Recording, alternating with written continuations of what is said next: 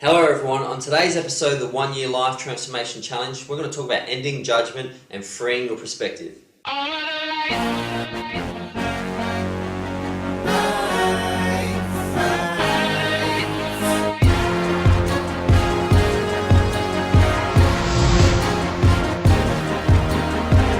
Hello everyone. As mentioned in the intro, we're going to talk about judgment today and the judgmental nature of our society and how liberating it can be to end judgment. I'm going to go through 3 specific ways on how to start that process in your life. And as always, I've got a quote on the subject to begin, and that quote is, "Never judge the others, for each one wears a cover for their version of the original." I'll read that again. "Never judge the others, for each one wears a cover for their version of the original." Jay Woodman.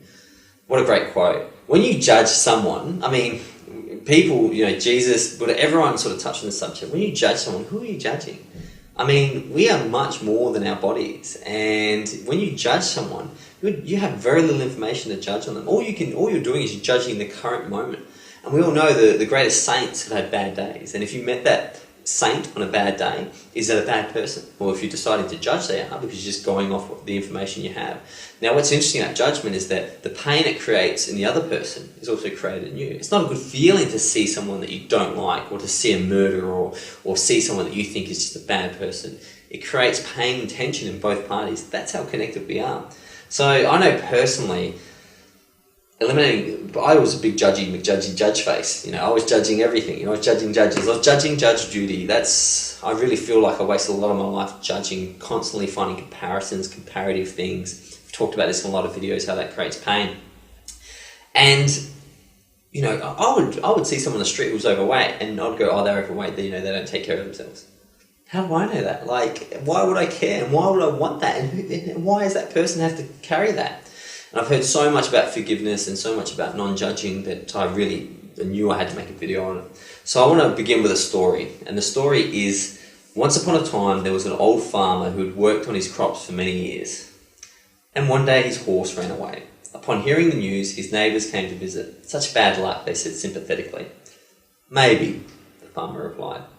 The next morning the horse returned, bringing with it 3 other wild horses. "How wonderful," the neighbours exclaimed. "Maybe," replied the old man. The following day, his son tried to ride one of the untamed horses, was thrown, and broke his legs. The neighbours again came to offer their sympathy on his misfortune. "Maybe," answered the father. 3 days later, military officials came to the village to draft young men into the army. Seeing their son's leg was broken, they passed him by. The neighbours congratulated the farmer on how well things had turned out. "Maybe," said the farmer. Judging situations has very little value because, first of all, you're judging it from the current perspective. And we all know that perspective requires distance and time.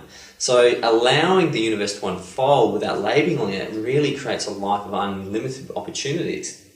Now, how do you do this? So the first step in how to remove judgment from your life is don't judge yourself for judging. Now, this is the loop mechanism. This is this closed circuit breaker that the ego uses to keep you entrenched. It's like when the ego makes you worry about worrying because it loves it. It keeps that mind spinning. When you judge someone, that's okay. What you're exhibiting is repeating behaviours and patterns. You've been doing it for a long time, and you'll continue to do it. It's going to be a slow process.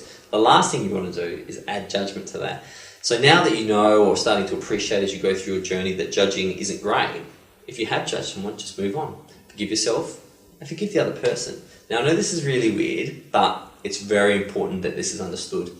This, if you read A Course in Miracles or a lot of other information, forgiveness belongs to 2 parties. It belongs to yourself, first and foremost, but the other party. So an example would be, if you see someone on the street and they're obese, when you say, "Oh, look at that slob," which can happen, and it creates a judgment, it creates a negative feeling in you, and if they heard that, a negative feeling in them, depending on whether you vocalised it or not, it's important that you say, "Well, I forgive myself for judging. I understand that I judged and I forgive myself, that's it. But I also forgive that other person, because if that was true that they were a slob, that's okay. They can be a slob. They're in control of their reality, and I forgive them for whatever I judged them on." That level of forgiveness just kills all the pain. There was a great story, and I'll try and find the link, but basically about 50 years ago, a psych ward in Hawaii, a person took over, and the psych ward was being closed down. It was for high-end, I guess what we called at the time, lunatics.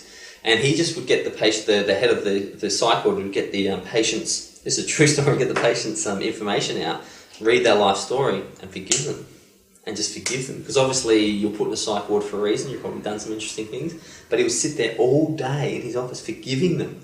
And the patients were, and the results were remarkable. I'll try and find more information to that, but whether that manifests on a physical level or you can find that information, it doesn't matter because it's annoying. People quite often say to me, oh, where's that cited, or where can I find that? Well, I can show you, or you can just know it and move forward, because as we know with the internet, you can pretty much prove anything. But what's more important is not what you believe, but what you know. Number 2, work towards progress. So understand that where you're judging someone is a progression. So let's say that the idea of a slob, you don't know if they've been on a diet plan for 3 months and they were 10 times heavier 3 years ago. So in reality, what you should be saying is, what an amazing result. They're only 110 kilos from 200 kilos. So understand that we're all a work in process, and your judgment is only as good as the second that you give it in. Therefore, it's worthless, because ultimately it's a judgment that's going to be irrelevant in 10 seconds anyway. So save yourself the mental energy and move forward. Number 3, understand that judging is an illness. So we all know about mental disease, and we all know about mental illness. Judging is a mental illness. It's taking a constructed self, a fantasy self, like a schizophrenic, which is the way you see yourself, and judges it against a make-believe version of someone else who you don't really know, and then compares the two. Can you start to see why it's a mental illness? Both of these things are not only irrelevant to real life, but they're both constructs. And now those constructs are arguing with each other. It's crazy. That's how you give life. You wonder how people get caught in thought. They give life to their thoughts, and they create fights with thoughts. You know, this thought thinks this thought's no good. It's just crazy. Come back to the present moment and breathe, and just know that, as Chris Tucker said on Friday, it's all good. It's all good. And just because you can't see it right now doesn't mean it isn't. You know, Martin Luther King said, you don't need to see the whole staircase, just take the next step. And that's the reality. It's a progression. It's the way we're moving through life. Non-judgment is at the heart of things like Zen. Actually, if you look at all sort of religions, non-judgment is important. You know, that bloke from first century Palestine who used to say, he was without sin cast the first stone. That's got to be, you know what, that is such an ingenious thing to say. Let's go to that parable for a sec. So we all know there was I believe it was a prostitute that was about to be stoned to death by a mob. I think it was an adulterer. And that's what used to happen back in the day. We didn't have guns, so we used to throw stones, and people were like, oh, I can't believe there's a stone people back in the day. Well, we find missiles from Predator drones now, so we're just as bad.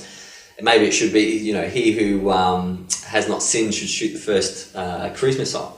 But no, it wasn't. It was 1st century AD, so Jesus said, he who is without sin cast the first stone. So you can imagine all these blokes with these stones going, I can't throw this stone. And it does 2 things. It stops you wanting to take out violence, and we all know that mercy is better than judgment, but it stops you trying to judge. But it also allows you to go back to the only place you have power, which is your life, in your present moment, and say, how can I get better? I mean, I've done so many bad things. I should focus on becoming a better person rather than victimizing others.